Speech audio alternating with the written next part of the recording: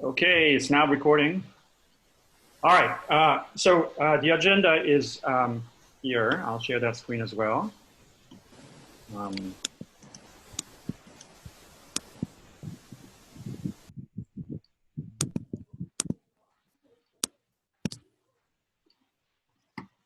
Here's the agenda, and Tiffany, I will give you the, share this document with you so you can start to add notes.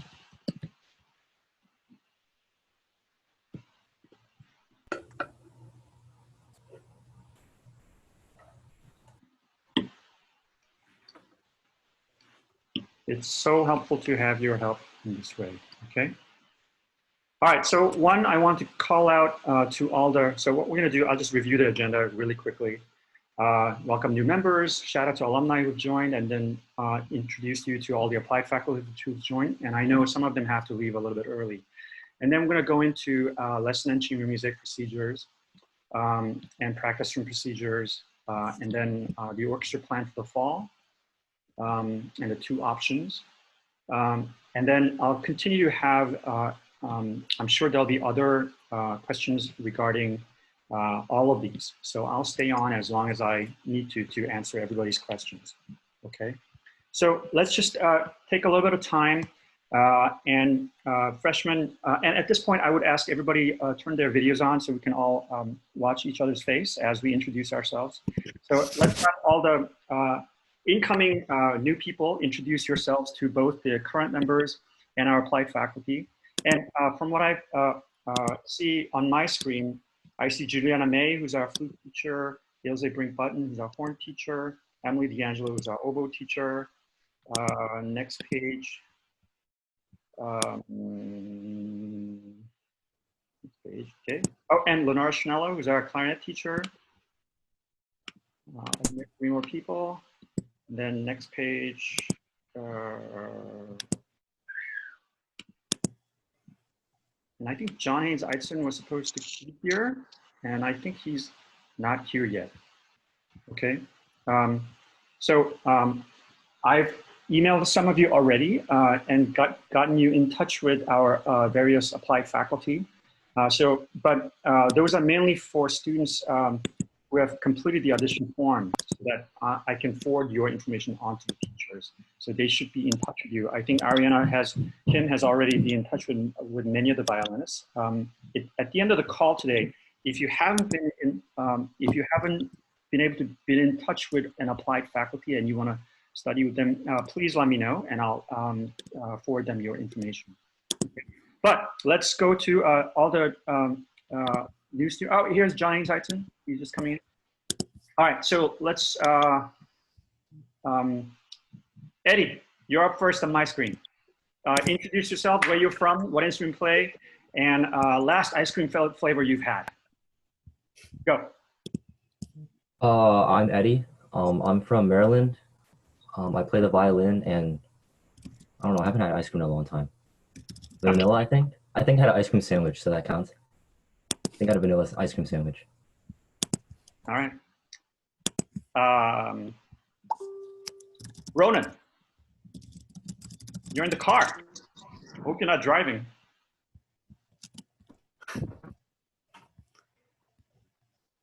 Yeah, I just got off work. I'm Cello. I'm from Madison, Wisconsin, and I think the last flavor of ice cream I had was chocolate.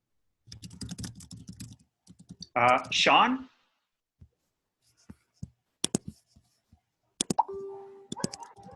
Hi, my name is Sean. I'm from Los Angeles, California, and I play the violin.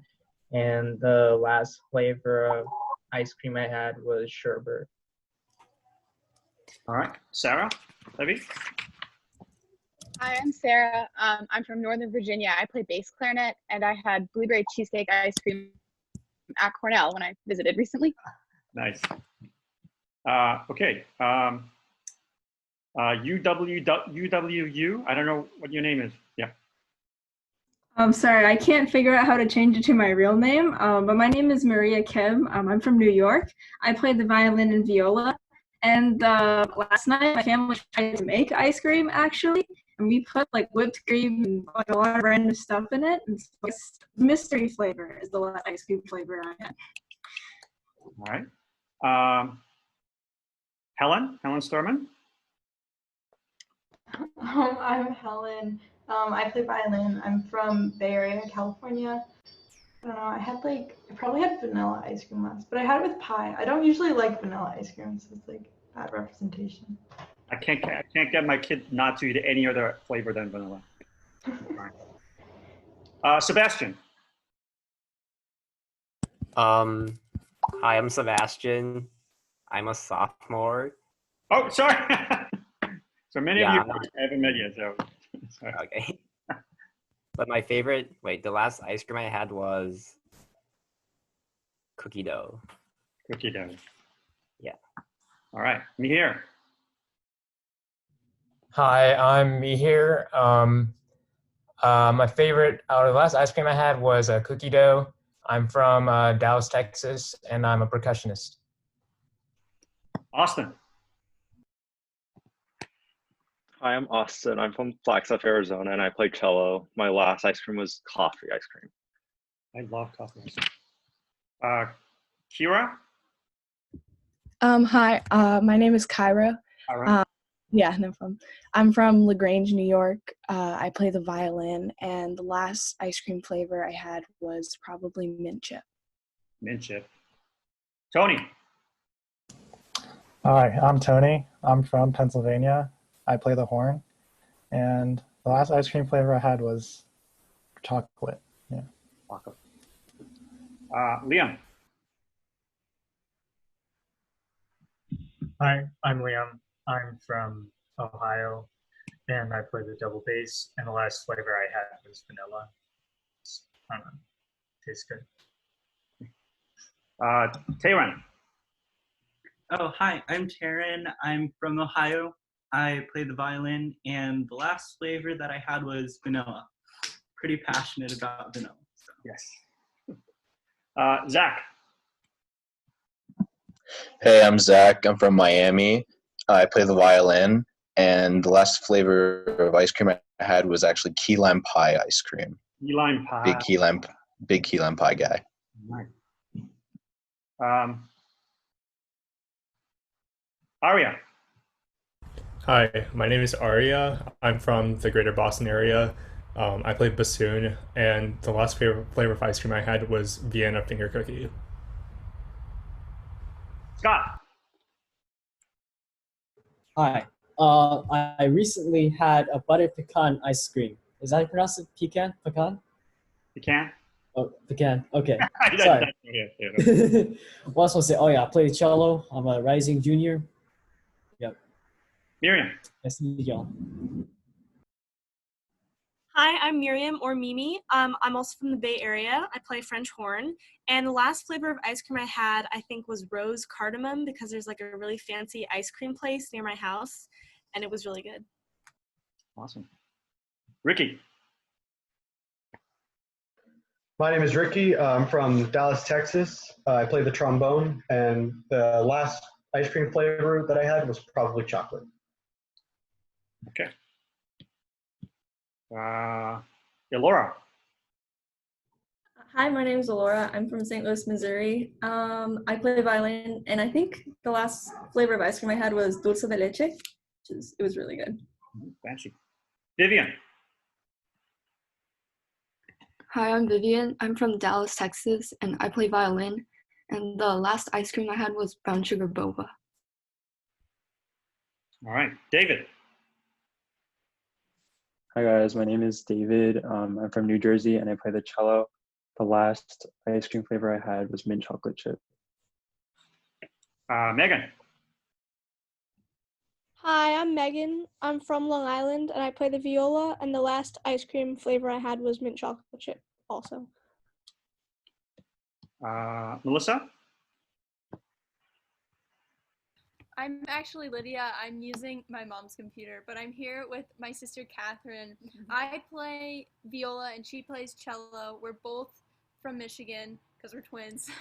And we both had mint chip ice cream the last time we ate ice cream. Wait, so Lydia and who? What's your sister's name? Catherine. I play the Catherine. cello. Are you guys both coming in the fall? Yes. Yep. Awesome. Okay. Welcome. Julianne? Hi, I'm Julianne. I play the flute. I'm from Massachusetts, and the last ice cream flavor I had was coffee Oreo. Coffee Oreo. Okay. Hannah?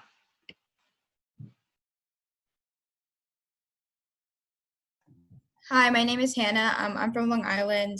I play the viola, and the last ice cream flavor I had was mint chocolate chip.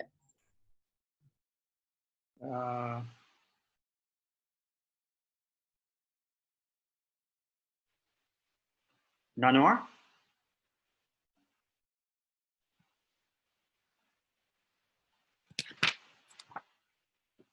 Oh, you're muted.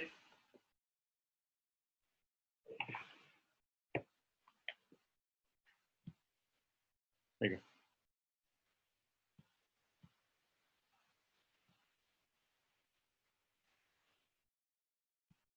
It says you're not muted, but we can't hear you. Okay, your mic isn't working. Got it. Okay.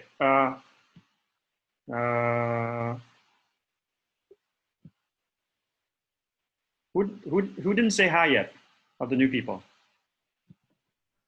I have one. Oh, Emily. Emily and Irene. Irene? Yes. So Irene, go first and Emily. Hi, I'm Irene. I play the flute and I'm from California. And the last flavor I had was Oreo. And Emily? Hi, I'm Emily. I also play the flute. I'm from the Chicago suburbs, and the last ice cream flavor I had was probably mint chocolate chip. Cheryl? I'm from Houston, Texas, and I play the viola. And the last ice cream I had was vanilla ice cream. All right. Okay, I think we covered everybody, and I haven't seen alumni yet, so I'm going to skip the alumni part and go to our faculty. Okay, so let me introduce you to each of our faculty. I just briefly mentioned at the beginning of the call, we have Juliana May, who's our flute teacher, Emily D'Angelo, who's our oboe teacher, Ilza Brink-Button as our horn teacher, John Haynes-Eisen just joined, he's our cello teacher. John, I tried to do the breakout room, but with this many people, it's gonna probably take me like 10 minutes to assign people manually. So I think what I'm gonna ask you to do, if people are interested in talking to our teachers further, they be in touch with them. I sent out a whole bunch of emails yesterday and today introducing each of the new members to our applied faculty for your typical your instrument. If you did not get that email from me, just shoot me an email saying, hey, I didn't get that email. Okay, I did my best to kind of copy and paste everybody from the audition form. Okay. All right. I'm going to turn it over to our applied faculty. If you want to say hi, message to our students. So whoever wants to go first. Emily? I always get called on to go first. I'm sorry. It's okay. It's been since grade school. It's totally fine. Hi, everybody. My name is Emily D'Angelo. I am the oboe instructor here. Am I supposed to tell my favorite ice cream too, or the last ice cream flavor I had? Sure. Yeah. My last flavor that I've had is the Ben & Jerry's Netflix and Chilled, which is my new absolute favorite ice cream. If you haven't had it, I totally recommend it. I teach oboe here, and we have a lot of fun in the oboe studio. I don't think there are any oboists here right now, but if you know any, you can pass this information on to them. We have a lot of fun in the oboe studio. We do a lot of we do a recital every semester where we get to play with a wonderful pianist. And we do remaking classes, and we have repertoire classes where we discuss orchestral excerpts and etudes. And something I've been doing lately is I've been doing warm-ups with all of my students at 10 a.m., those that like to get up early. and those that choose to come. I've had a couple come, not a lot yet, but I'm hoping to get much more before the semester starts. And we do warm-ups for about a half an hour every morning just to keep our chops going over the summer. So that's it. Awesome. Thank you for being here. Ilse? Hi, everyone. Can you hear me? Yep. I'm Ilse, French horn, and what do I have to say? Ice cream. I can't eat ice cream, but I love coffee ice cream when I can eat it. My tummy just hurts a lot when I eat it, so I have to stay away from that. So I have raspberry sorbet, I guess that's my flavor. And I don't do warm-ups in the morning. I give you warm-ups to do. Yeah.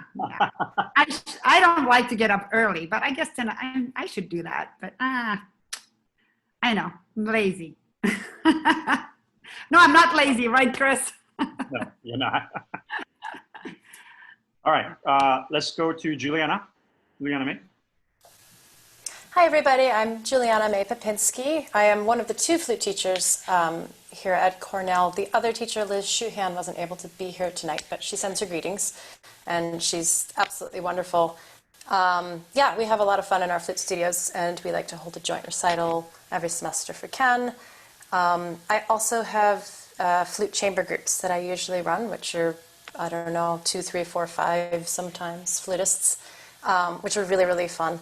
And I'm also going to be in charge of organizing all of the chamber music this coming year for all of the instruments. And so if chamber music is something that you're interested in, I think I'll receive that information from Chris, I believe, and we'll start sorting through all of that. Because of the limitations on space and coaching availability for this semester especially, things may move a little bit slowly, and you might not hear back about all of that until maybe like when classes are starting. So we'll do our best to get everybody together in groups that are suitable with coaches who are excited to get going. But we might need a little bit of extra time this semester just because of everything that's going on. So, oh, and ice cream. Let's see. We had an Oreo ice cream cake for my daughter's birthday last week, so that was the last ice cream I had. Thank you, Juliana. Yeah, we'll go into a bit more detail about chamber music and lessons, so later in the call. Lenora? Hello, I'm Lenora Schneller. I teach clarinet. I already connected with Sarah via email, so I've met one new clarinetist coming in. We also have lots of fun with studio events. Usually do at least 2 events each semester for unaccompanied solo repertoire and accompanied music, and guests are invited too. So even if you don't play the clarinet, you might find yourself in a clarinet studio event at some point or another. Clarinets are also often involved in chamber music, so you'll meet clarinetists along the way. Ice cream, I guess the last I had was lemon sorbet. It's pretty toasty here in Ithaca, so sorbet feels refreshing to me. Nice to meet everyone. Thank you for being here. Next, let's go to John. Hi, John. Hey there, everyone. I'm John Haynes-Eitzen. I'm from Philadelphia, but I've been in Ithaca for the last 15 years. And as far as ice cream goes, Hershey's Cappuccino Crunch. It's life-altering. Don't let the brand fool you. It's a lowbrow brand, but if you open it up, it's like a chocolate ice cream, and you have to get the first scoop because there's something called the mother load, and it's like solid chocolate that sort of weaves its way through. You've got this big hunk of chocolate and coffee ice cream. It's really life-altering. Anyway, so I teach cello. I also coach chamber music. I'm looking forward to working with Juliana on some of the groups that she's doing. I think all the faculty here, we're all into chamber music as well as supporting the orchestra and sectionals and things like that. So, you know, it's a great balance to play in orchestra and then sometimes play in small groups and take lessons. All these things really support each other. Really looking forward to, you know, meeting the new folks. And I do work with cello ensembles. It varies from semester to semester depending on who's interested in doing it.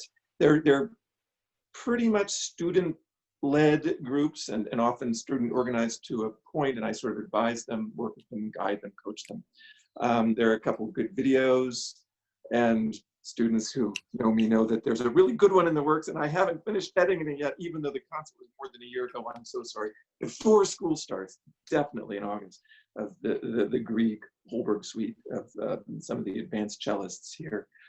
So anyway, thank you all for joining us. Really looking forward to meeting you in person. And I will be emailing the cellists about another Zoom meeting. I'm going away on a trip for a few days tomorrow, so probably won't be until next week, but I'll try to get the email and arrange a Zoom meeting just for cellists for any questions you may have to talk about what we're going to be doing. Awesome. Thank you, John. And I see Daniel Hain is on the call as well. So Daniel, would you say hello to Arya? I think he's our lone bassoonist. And so. Lone new bassoonist or lone bassoonist? Yeah, I think. Yeah. Oh, yes. Okay, good. Because I think we have a couple of continuing bassoonists, right? Yeah. Too. So we've got a section this year. Yay. Oh, I'm Daniel Hain. My last flavor of ice cream was my personal favorite, which is homemade vanilla custard ice cream. I've got a killer recipe that is dead easy, and it's a go-to favorite. But when I'm not at home making my own ice cream, I'm out getting Perry's Bittersweet Symphony, which is coffee ice cream with dark chocolate.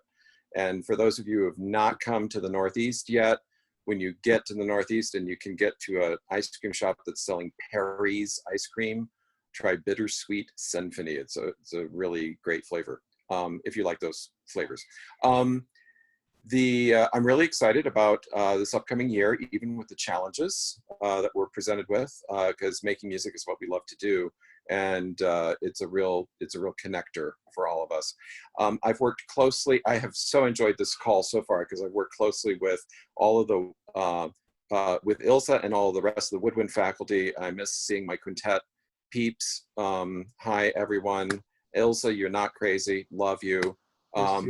And if you want raspberries, just come here and pick them. We've got wild raspberries all around right now. For studio classes, one semester I had quite a large studio, and I actually did a bassoon ensemble at the end of the semester.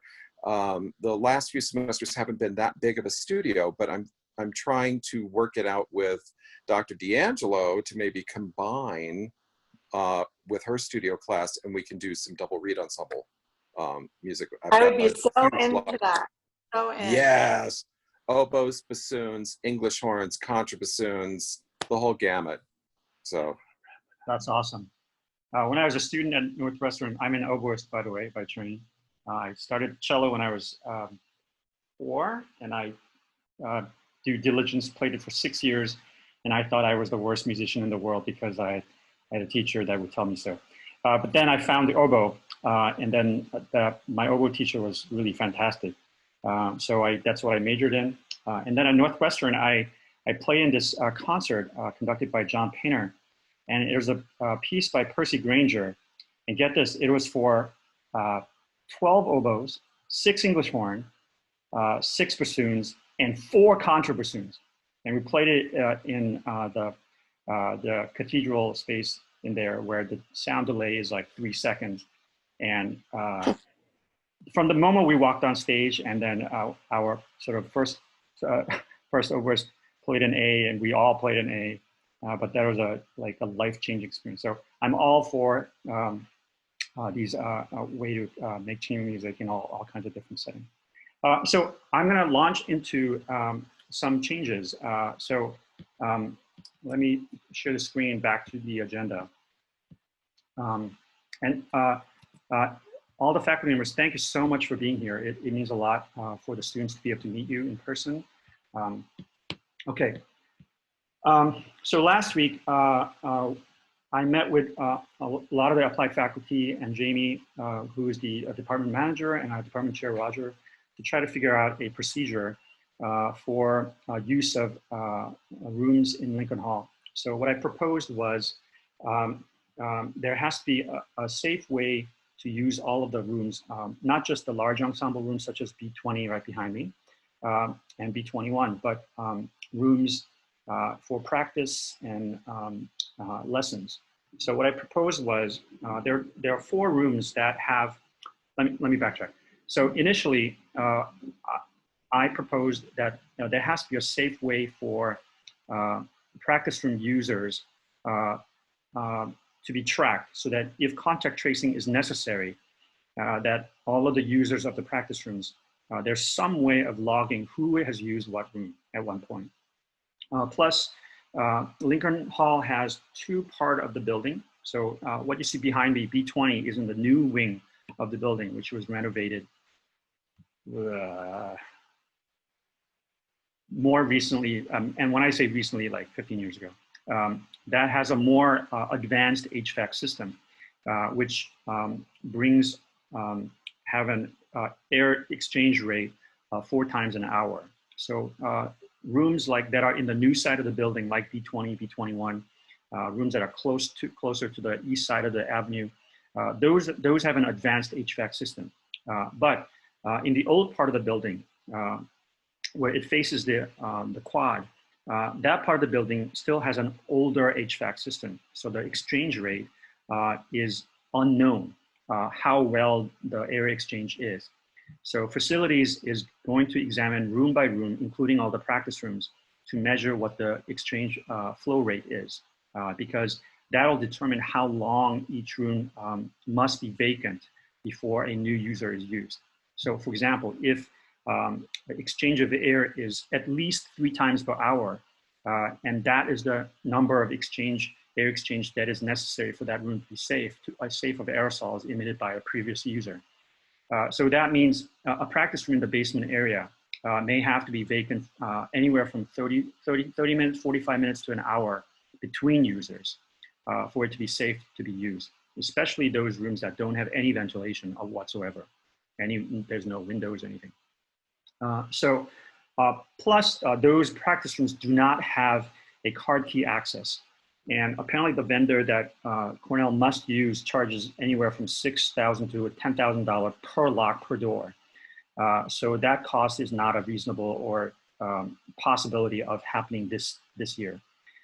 So what we do have are larger classrooms like 140, 149, 107, 127, which do have card key access.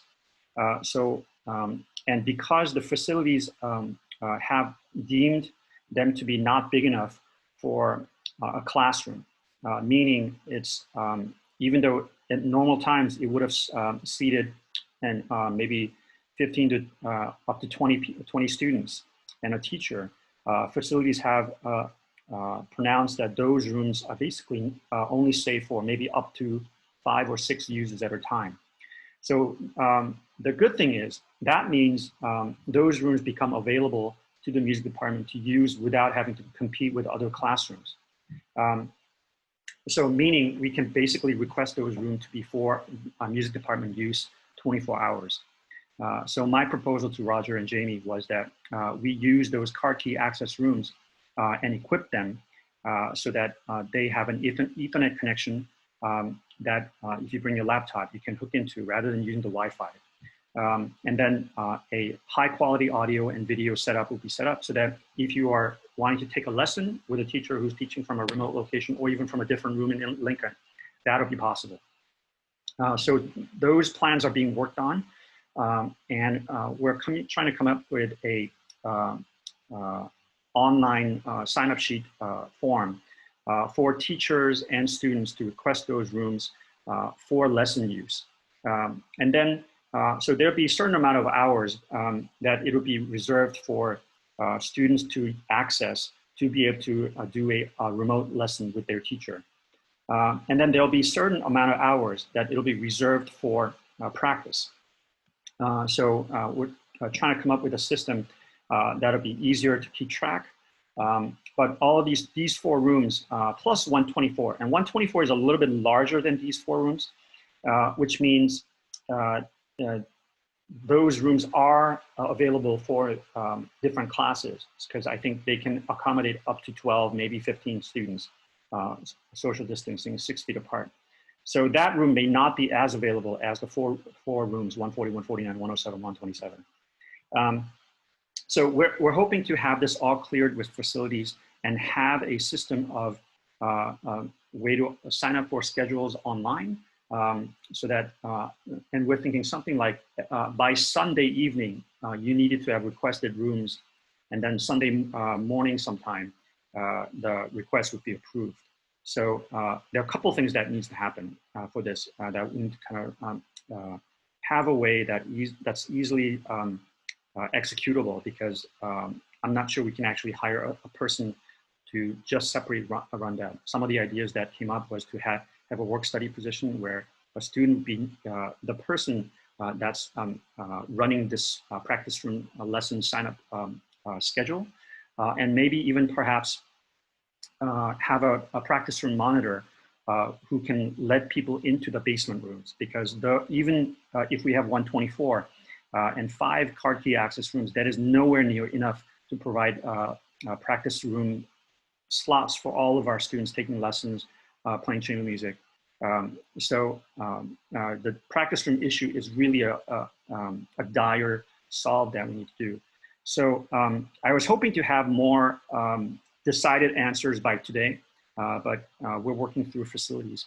So I will update people of what the practice room use procedures will be, which rooms would be available, and all of that. So just know that Apply faculty and I have met last week. We've made a really strong urgent need for practice rooms. And I think our department chair, Roger Mosley, have really gotten that message. So he's really going to bat for us in talking to facilities and administration, making sure there is a way for our students to practice. But it is not going to be as normal. So there'll be, if everything goes well, we'll have those 5 rooms available with card key access. We'll also have a work-study position approved for scheduling these rooms, and also a practice room monitor, so that the basement practice rooms can also be used safely. And so, and for those rooms, and all of these rooms to be used safely, there has to be a very strict cleaning protocol that happens between users. There has to be time in between users where there's time for the air to cycle out the aerosols that are emitted in the room during the practice sessions or the lesson sessions. So it's a pretty complicated wheel that is turning in multiple directions and in gears. So, that is all being worked on, and I'll give you all a update as that comes in. So before I go into the plans for orchestras, what I would love to do is collect some ideas, opinions about practice rooms. But rather than take too much time, because there's so much to get through today, and I want to make sure that we have sufficient time to answer them. So what I would propose is that if you have specific questions about practice room use, that you send it to me on email, and I'll collect those, and I'll collect all those concerns so that they're addressed. Okay. Another thing that I want to say is the orchestra is going to be online in the fall. I'm going to be offering 2 options as remote learning courses. But my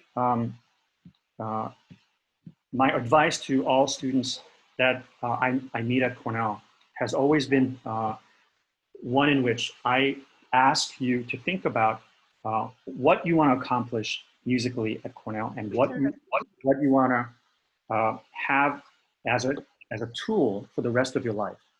So my stance has always been, if it is that I only see you in orchestra and you have not diversified your musical experience at Cornell, then probably what's going to happen is as you stop taking lessons, as you don't take part in chamber music, your skills as a musician is going to degrade to the point where as a senior, you're not going to be able to continue to play your instrument.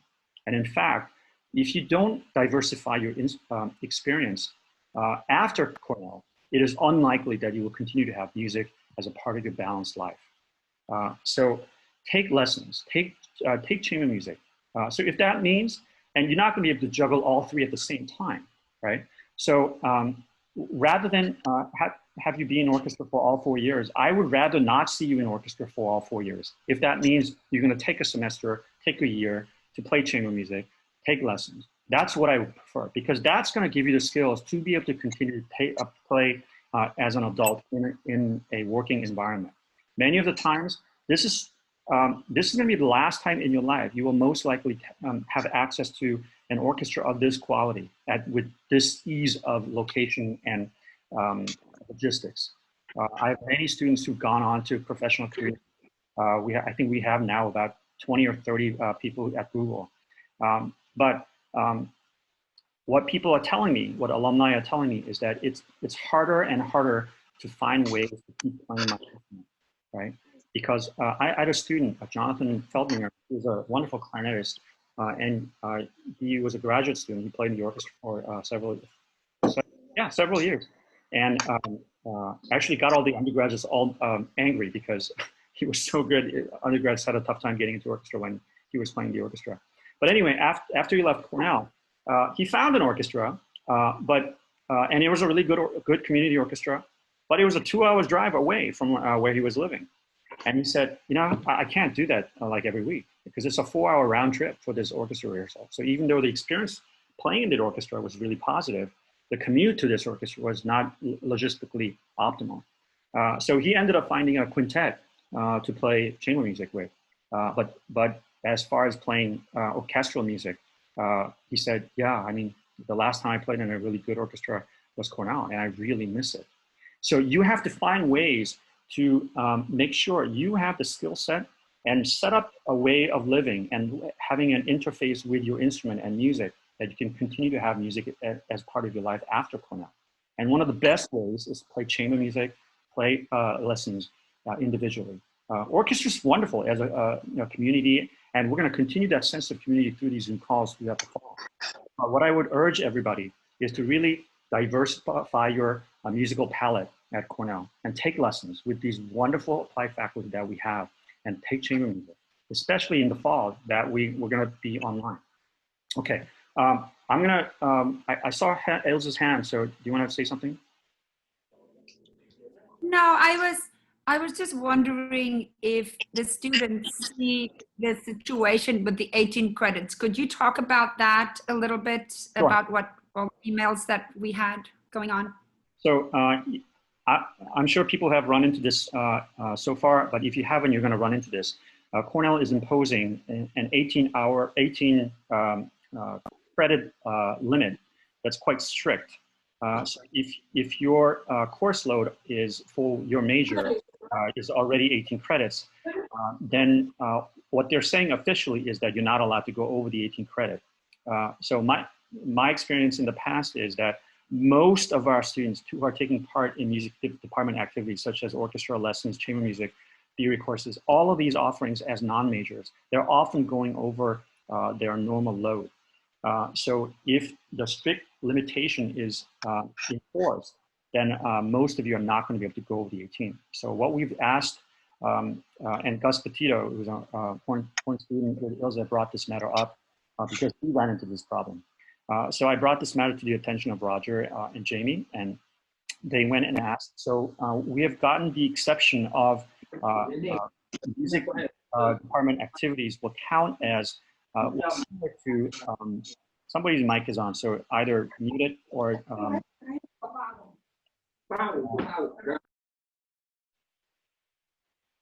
thank you.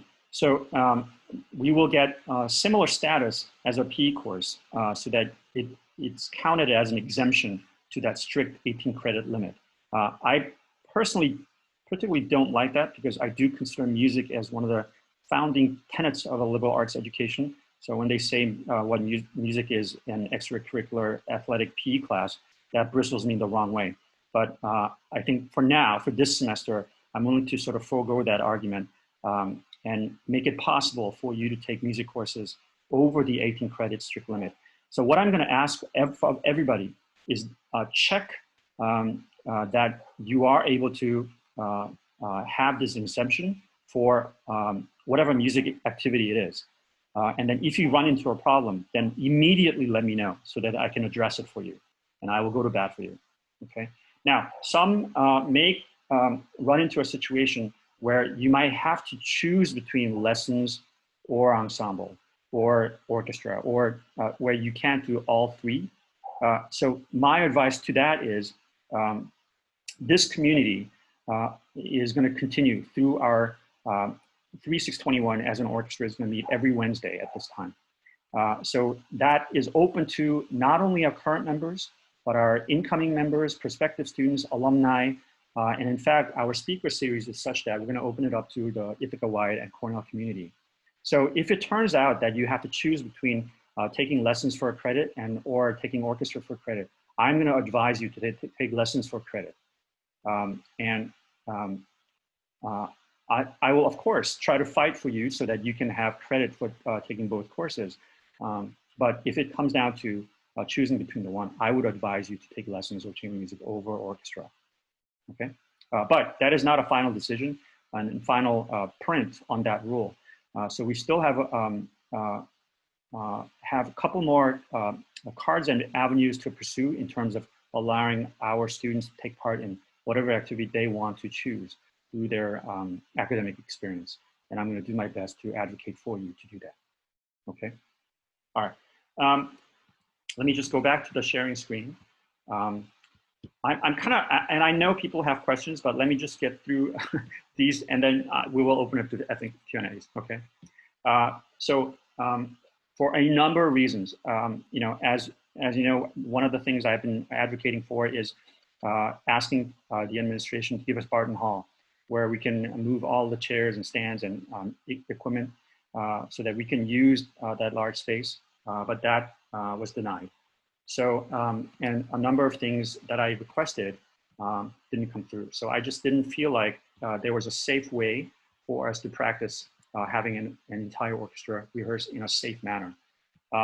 And if you are in Ithaca, you're not really feeling this crunch of the COVID pandemic getting worse, but every part of the country, the numbers are not going down. I wish we were in South Korea, and my colleagues in South Korea have pretty much gone back, not to normal, but they're starting to rehearse. They're starting to have, go to restaurants and do things because the curve was beaten down.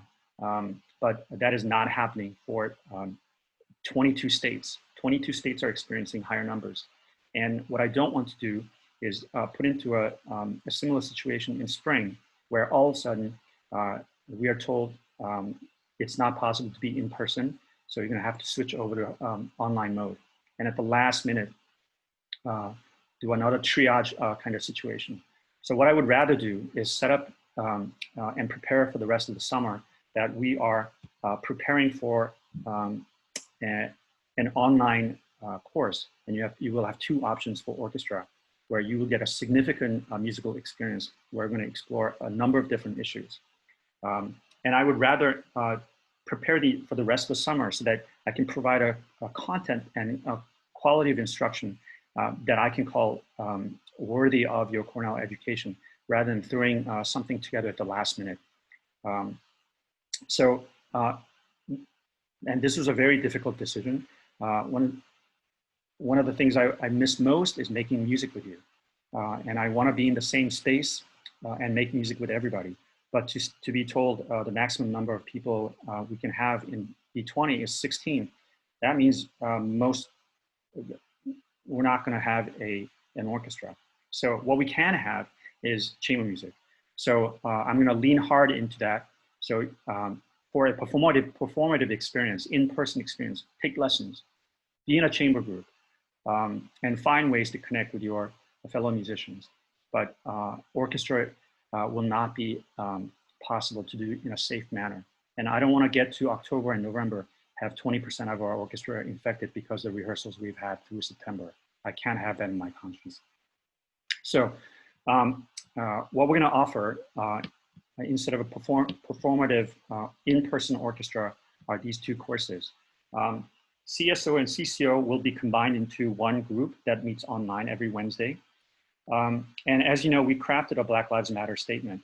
And I was really challenged and humbled by the status quo of our institution that is beloved. You know, my training makes me a product of a person who when I'm asked to think about a repertoire or program for an orchestra, my immediate thought is going to pieces that I know and love, without particular thought about whether that person was a person of color or white or what their gender was, right? But being a man, being a person who was mainly trained with the Western canon, that is the majority of my experience. So I look back on the years of repertoire that we've programmed for the orchestra since my starting at 2004. And I was quite shocked to see that for the first, so I'll go back way back to 2004 when we started. The only time we did new pieces when we were doing new pieces, pieces by women, were when we were doing pieces by either our students or doctoral students. So that entire first year, the only two pieces by women were these two, which were new pieces with the Festival Chamber Orchestra. Oh, we did have Gabby Frank. So there's that, right? But they are really far and few between. Jennifer Higdon actually was my first concert. So I had a, and it's a beautiful piece that involves these, anyway.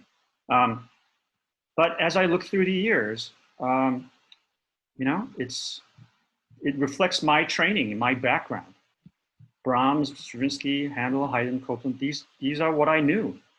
So when I was asked to program, that's who I would program, right? And that pattern continued, right?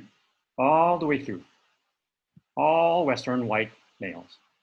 I mean, fantastic music. I adore these pieces, but it was a skewed picture of the musical world that is available at us, right? And I have to really kind of fast forward. Oh, there's a women composer there. I did. But it was in 2016, Christy Custer threw down a challenge, and there was an infographic by the Baltimore Symphony that came out that year. I'll share that in a link later. Basically, it examined repertoire of 200 American orchestras, and the number of women composers represented was less than 1.5%. And that was in 2015, 2016. And there's a big furor over, hey, we gotta change this, the way we do things. And then Baltimore Symphony did another similar survey. It was slightly better. It was 2.2% rather than 1.5%. So I really took that to heart and made a challenge and sort of try to make a 50-50 challenge. I didn't succeed in doing a 50-50, but we had a season that, and to be able to program more women composers, I had to really go and learn pieces and ask for advice and expand my horizon of my knowledge of the repertoire. So here, let me see if I can, where it go?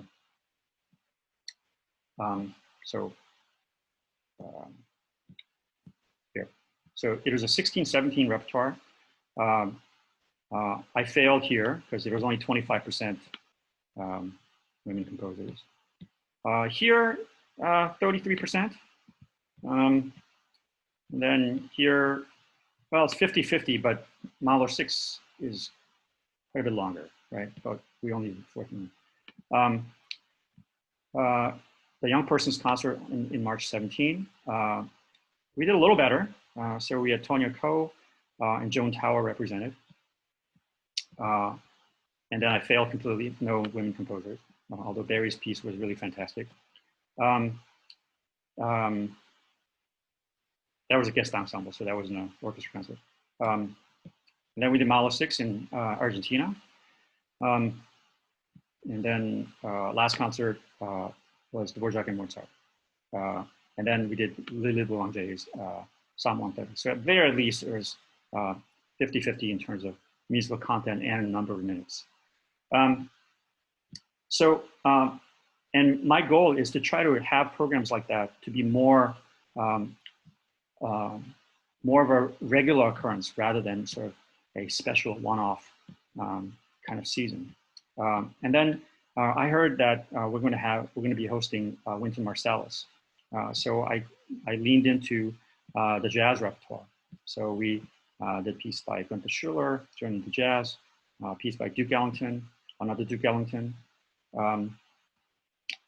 So I try to make headway into repertoire like this. But then when the challenge came in early this summer for us to make a Black Lives Matter statement, I wasn't interested in just making a statement that was empty. I wanted to make a draft statement with the board that actually had teeth, that it would examine our repertoire, examine the way we look at things from our perspective, why it is that we have very few African-American members in our orchestra. I grew up in a youth orchestra system where it was shocking to see an African-American person in the orchestra. And I find, sadly, that is still the case. Stephen Banks, who's a new saxophone professor at Ithaca College, recently did a webinar with about 10 prominent African-American musicians. And one of the gentlemen was the first African-American violinist in the New York Philharmonic. And he lamented the fact that in its history, 100, I don't know how old the New York Philharmonic is, but it's at least 150 years old. In its entire history, they've had only 3 African-American violinists, musicians, period, and not at the same time, right? So as a violinist who joined the New York Philharmonic in the 1960s, he looks at Smokey Robinson and how the Major League Baseball is transformed. So now nobody thinks twice about seeing an African-American baseball player. But now when you go to a professional orchestra concert, when you go to our concert, it is a sight that you don't find common, and this is a problem.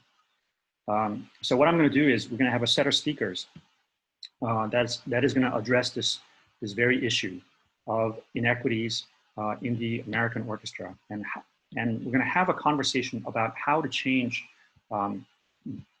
this status quo, right? And we're going to do that in a number of ways. We're going to expand our mentors program into BJM, which is a very diverse elementary school, rather than Chess, which is a very less diverse school. Let's just put it that way, right? So we're going to have these mentees. We're going to interact with them and be in their lives and make a difference in their lives as their mentors. And we're going to have a set of speakers, and I started working on this list. Many of them have confirmed. So we're going to start with Daniel Romain, who's an activist composer, also a professor at Arizona State. He'll be our kickoff speaker. And each of the speakers, what I'm going to have is I'm going to ask them to give you a reading or a video, something to respond to. And then I may do also a pre-interview so that we don't spend the first 15, 20 minutes in awkward silence listening to, well, this is my experience. But I want to get into the conversation of what positive things we can do to change things, right? Because in my opinion, all of you will play a pivotal and central role in changing this culture of the American orchestra as supporters of those orchestras and maybe even board members of this orchestras. So I want you to have the knowledge and what it means to be an African-American in an American orchestra. So I'm not sure if you noticed that, but on the link, you can first read the Black Lives Matter statement that our board and I crafted together. And then here's a link to Structural Racism 101, which is a really helpful guide of just the state of things in America, right? So as a privileged person who comes from a privileged person, myself, all of this information, I would really urge you to review all of this. It discusses everything from profiling, sentencing, death penalty, job discrimination, pay discrimination, income inequality, home segregation, bank discrimination. It just goes on and on and on, right? So think about the context on which these issues will be discussed, right? Because I want you to be engaged individuals who have done the work of researching another person's viewpoint, right? Be the empathetic person, just as if we're playing a musical phrase together, you have to know where the other person is coming from and listen to that person so that you're coming together in the middle. I think this is a central issue of your lives, because my generation, and certainly not my parents' generation, have done any work in solving this problem. So this is a challenge to all of us to try to make things for the better, right? So our set of speakers are really stellar. Rachel Barton Pine, she'll be, as a professional violinist, she'll be talking about her efforts of championing Black composers. Carlos Simon, who's a fantastic composer. Well, we're gonna feature 3 composers that I would champion regardless of their race, because I believe in their music. They're really amazing artists. Jerry Lynn Johnson is the artistic founder of the Black Pearl Chamber Orchestra in Philadelphia. Aaron Flagg is a jazz faculty member at Juilliard School, but he has been a proponent, a spokesperson, talking of this very issue of inequities in American orchestra. Jessie Montgomery is another fantastic composer that we'll get to know her music. Aaron P. Dworkin is the founder of the Sphinx organization. If you don't know about that organization, you should. He's done amazing work with them. It's a big coup that we've gotten actually all these speakers. Robert Deemer is the founder of the Institute for Composer Diversity, and he needs help making that database more usable and expanding it. Anthony McGill, who's a principal clarinetist of the New York Philharmonic, will be talking about his experience playing in the New York Philharmonic. I'm trying to fill out the other dates, but I think I want to also reserve some dates for us to have other interaction and actually have more deeper discussions. There's a typo. Steven Spinelli and Tamara Acosta are going to be teaching a fantastic course this fall. And they're going to also have a set of speakers, including Dara Taylor, who's a former alumni. She was in my conducting class many years ago, but now she's a very successful Hollywood film composer. So there'll be many, many opportunities to be part of this speaker series. The series is being funded by Engaged Cornell and a generous gift from Martha Hsu that will make it possible for us to have this stellar set of speakers. I've also have been talking to Wynton Marsalis's people. Wynton really wants to be part of the speaker series, but we haven't nailed down a date. And as you all know, he's hard to nail down a date with. So I haven't put that in bold yet because that's not confirmed. So that'll be the one option that you'll have. And so our courses will meet once a week for an hour and a half with the speakers. There will be readings that's been assigned to you by these speakers to respond to. Another option for you to take is the Art of Conducting. It'll be a new course created, but it's a 3-unit course, 2120. It will satisfy the, I don't know what the, I can't remember off the top of the head, ALC-AS distribution requirement. It'll be three units, 3 credits, meeting twice a week, Monday and Wednesdays. We will also have a stellar set of speakers who are basically all conductors. Tim Weiss from Oberlin, Jeffrey Meyer from ASU, Edwin Outwater from San Francisco Conservatory, Carl Sinclair of the Pacific Symphony, Larry Ratcliffe, Larry Lowe, Kenneth Kiesler, Rachel Lauber, Hisham Garber, Adam Glazer. Some of these are old friends, but some of these are also my mentors, whom I'm lucky to call them my mentors, and they have a lot of things to share. The only prerequisite is that you're able to read a score in the form of 1101. But for most of you, that's pretty much very easy. But this will be a deeper study because it is conducting, and even though it's intro to conducting, or the course title is Art of Conducting, but it's basically a beginning conducting course that's open to all majors, non-majors, whatever. But it is conducting. So my job in this course is to convince you not to be a conductor. And if I've failed to do that, then I haven't done the job teaching this course. So those will be the 2 options for orchestra members to have in the fall rather than a performative experience. I know that's a lot to take in. Let me just make sure. just one more thing before I open it up to Q&A. I've had a number of new possible latency solving apps that I need your help testing. James Spinazzola has been working with a team at Stanford with an app called Jack Trip, which is more geography based. If you're interested in being a beta tester, I can set you up with him and their team, but we need more beta testers, and especially those 4 rooms, if it's equipped correctly, they're gonna have an intranet connection that's gonna solve the latency problem so that you'll be able to do chamber music in real time, but coming from different places. You all have to be just hooked into, and from what James told me is that as long as you're in the same region, then that would make it possible for you play in real time. There's a couple apps that I need help. Live Apps is a team from Korea that I've gotten to know. And this is a browser-based input collaborative platform. It's still, all of these are early in their development, and we are needing beta testers for these. So if you're interested, let me know, and I'll connect you with the team so you can be a beta tester.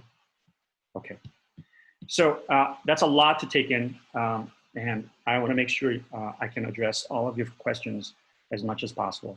The audition page has been updated. The video auditions, I'm going to continue to accept them. The new deadline is not July 31st, but August 20. We'll be using them for placement into lesson studios and chamber music. Ariana has asked me to send an additional requirement. If you would like an in-person audition, that is an option you can also choose. So I'll send that out and put that in the links as well. Okay, so I'm going to open it up to questions. If you have, maybe use the raise your hand function, because there are 4 pages of people and there's no way I can see everybody's hands if you just raise your hand. Okay, Emily, you, and then Arya. So I understand that for people moving back to campus or just going back, they can only bring 2 suitcases and 1 backpack. But if we have larger instruments, does that count as one of like the suitcases? So that issue came up a couple times. So what I'm going to do is I'm going to ask that they make an exemption for musical instruments. So you don't have to count your musical instrument as one of your two bags. But I have to kind of fight through the administration a little bit. So what would be helpful is for all of you that want to bring an instrument and not have it count as your second luggage, please contact and give me the information and your request. And the more requests that I have, the better. Okay, thank you. Arya and then Sage. That was actually my question. So. Okay. Sage?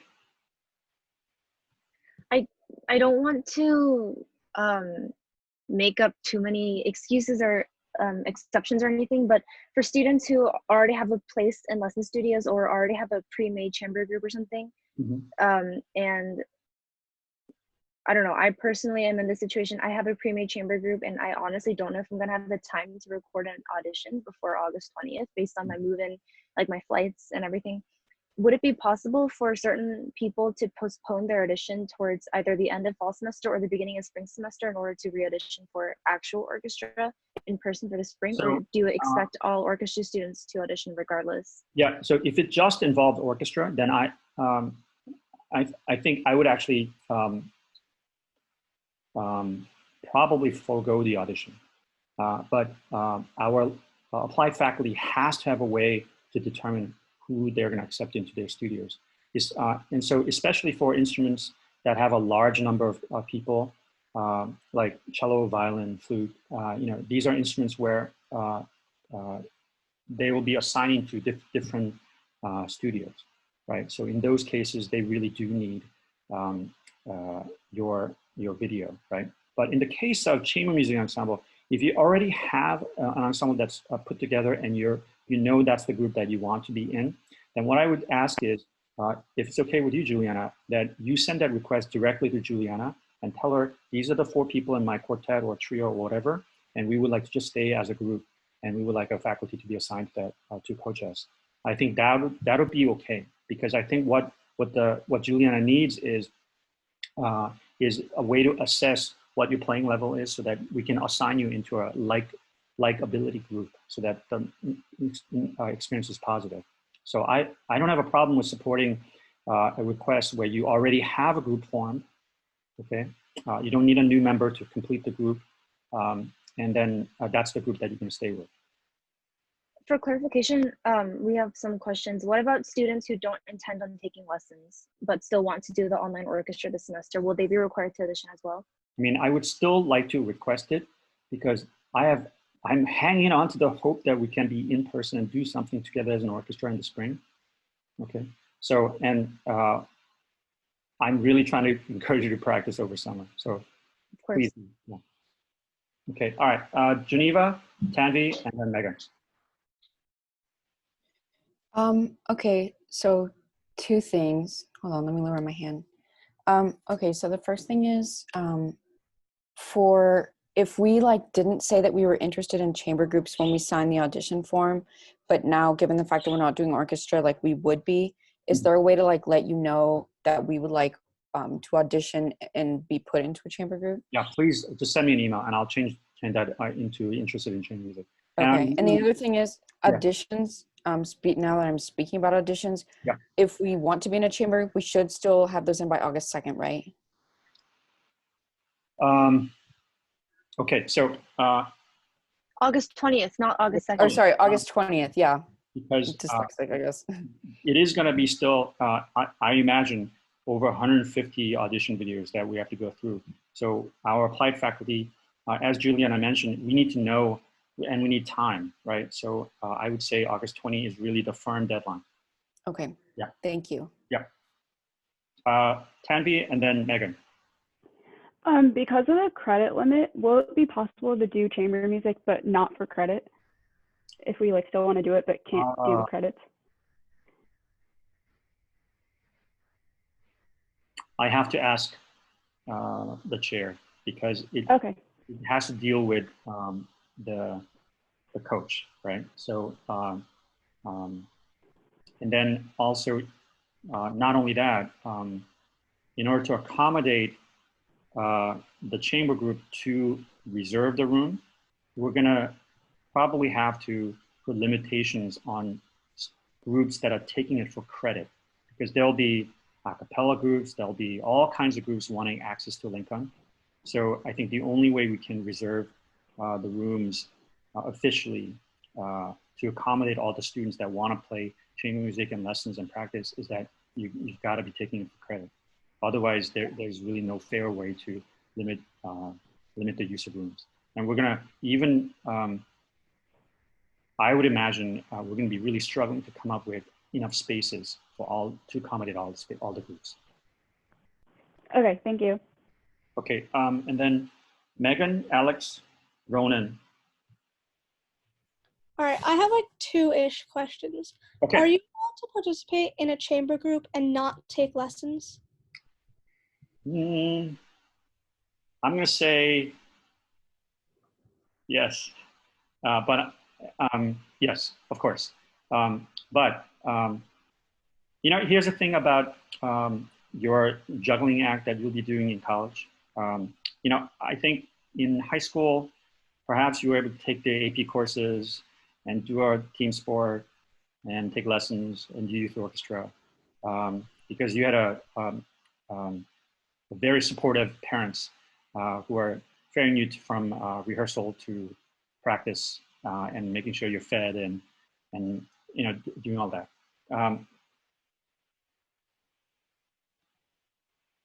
It's harder to juggle all that when you have to do all the things that you have to do in college, right? There's no one's going to be reminding you to practice. No one's going to be reminding you to eat properly. I will, but so it's a matter of finding ways to juggle your time, right? So my philosophy and advice has always been, if you can't do it in college, you certainly won't be able to do it in work life because you'll be busier when you're working, okay? So it's a matter of choices, right? You gotta juggle, right? So no, it's not gonna be possible to do everything, right? So sometimes you gotta choose. So perhaps the best thing to do is one semester you do lessons, one semester you do chamber orchestra, one semester you do chamber music, right? So, but vary that musical activities, okay? Okay, and also, make you say, well, you can't do chamber music if you're not taking lessons. okay. Yeah. And if you don't participate in the orchestra in the fall semester, are you allowed to participate in the spring semester, provided that you auditioned? Yes. Okay. Yeah, you know, I know colleagues who play the you're on my bad side or you're on my good side game with students. I don't do that. In fact, at the beginning of this meeting, I've been advising people to vary your musical palette, musical experience, right? So I would rather that you take lessons in chamber music rather than be in orchestra for 4 years. Okay, so I'm not going to play this game. Many of my colleagues play in smaller liberal arts colleges where they are struggling to find enough people to be in an orchestra, where they say, well, if you're not in an orchestra, first year, you can't be in an orchestra. I'm not going to play that game. Okay, everybody is always welcome in the orchestra. Thanks. Alex? I actually don't have a question. I'm just here to plug in Engage Cornell. So I'm gonna put the form in. So Engage Cornell is like the mentor-mentee with the school in Ithaca, which is BGAM, I think. And so please like sign up. It's just an interest form. So if you're really interested into having like an elementary school student and mentoring them for like the next 4 years of your college experience of like doing orchestra and things like that, please sign up. So if you have any questions, I'm gonna put my email there and also Kirkland, who's also like helping me head this thing. But join in, everyone. It's really fun. I have one, so I hope you enjoy it. Alex. Thank you for saying that. And you know, I was just a couple of days ago, Peabody had this panel with Maren Alsop and Claire Chase. And Claire Chase is this phenomenal artist, but she talked about in this time when we can't see each other, when we can't play music together, reach out to somebody and become their mentor, right? And contribute and give, right? There are all these kids who are basically, they just started their instrument last spring, and then they're probably going to quit if they don't have somebody to look up to, right? So I've always learned a whole lot more when I was giving and teaching, which is why I've become a teacher. So you get so much back when you give, and you know, all of our teachers are that way, right? So you know, you've been very lucky. You've been recipients of a lot of great teachers and mentors throughout your life so far. So, and as you enter collegiate life, you need to start thinking about how to contribute, right? So one of the ways, small ways, is to think about another person that's not you. So, okay, Ronan. Assuming that we're on campus for fall, are there going to be like music lockers available for our instruments? Great question. Yes, we will have music lockers available for instruments. But for example, I think we can accommodate all the violinists because we installed 2 new violin lockers in the atrium area of Lincoln. We do not have, I think, enough cello lockers. So in the past, often 3 or 4 cellists had to share lockers. I think we probably have to re-examine sharing of lockers. I think the only safe way is so that each locker is just accessed by one person. So, but there will be an ability for you to store your instruments in the lockers. Yeah. There will probably be a sign-up sheet that goes out to all of our ensemble members. So if, you know, there's a finite amount of area, right, at Cornell for musical storage instruments. So if you wait until the last minute, you're probably not going to get one. So people who are taking lessons, taking part in accredited chamber music ensembles, or large ensembles, they get dibs on those locker space, right? So if you're not involved in any music department offering, you will obviously not be allowed to access one of those lockers. Okay. All right. Was it Emily, UWU? Or was it Mary?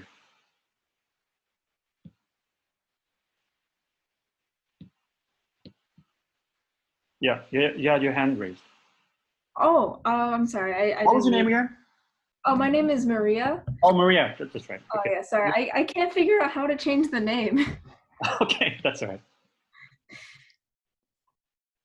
You have a question? Oh, no, I don't have a question. Okay. I didn't mean to raise my hand. Sorry. That's all right. All right, I'm scanning the chat. Alex has put in the survey link for the mentors program. Any more questions?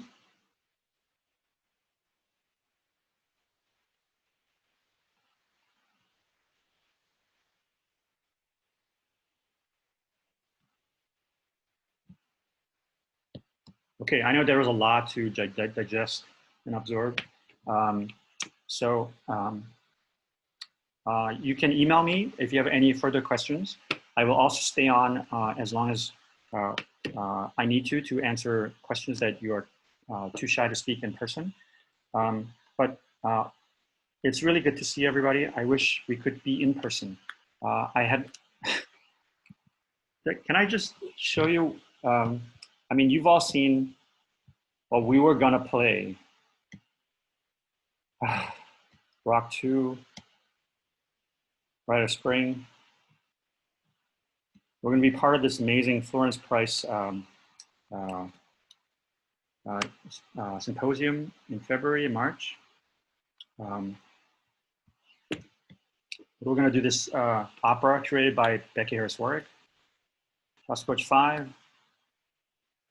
Don Opshar is our new AD White House professor, so we're going to do a big song cycle with her by Maria Schneider. Let's hope people wear their masks and not listen to Trump so that we can go back to safe environments where we can rehearse and make music together.